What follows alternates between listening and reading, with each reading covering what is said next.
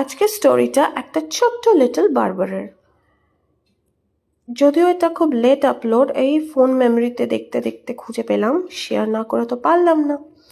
এটা হচ্ছে ও স্কুলেরই একটা, ওর যে প্রি স্কুল ছিল, ওই প্রি স্কুলের একটা অ্যাক্টিভিটিতে ও বারবার সেজেছিল। আর এই যে যার চুল কাটছে সেটা হচ্ছে ওরই বেস্ট ফ্রেন্ড সোয়াজাস, ওর মা, ওর ক্লায়েন্ট আর কি।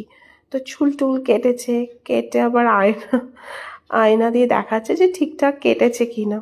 ওর মা আবার দেখে বললো যে হ্যাঁ সব ভালোই আছে। তোর গুড সার্ভিসের জন্য ও আবার একটা ইয়েও পেয়েছে, ফিও পেলো। তো আমাকে বললো যে মাম্মা টাকা পেয়েছি। তারপর বাড়িতে এসে এরকমই আরও অনেক সার্ভিস দিয়েছে, গুড সার্ভিস দিয়েছে, তাই জন্য অনেক টাকা আর্ন করে নিয়ে এসছে। তো সেটা বাড়িতে বসে আবার গোনা হচ্ছিল। তো অ্যারাউন্ড 5 to 10 রুপিস মতো আর্ন করেছিল। তো আমি বললাম যে বাবু কি করবি পয়সাগুলো দিয়ে? কেন মাম্মা? পিগি ব্যাংকে রাখবো। বললাম বাহ, জীবনের ফার্স্ট আর্নিং বলে কথা, তাও আবার বারবার সেজে। Good good.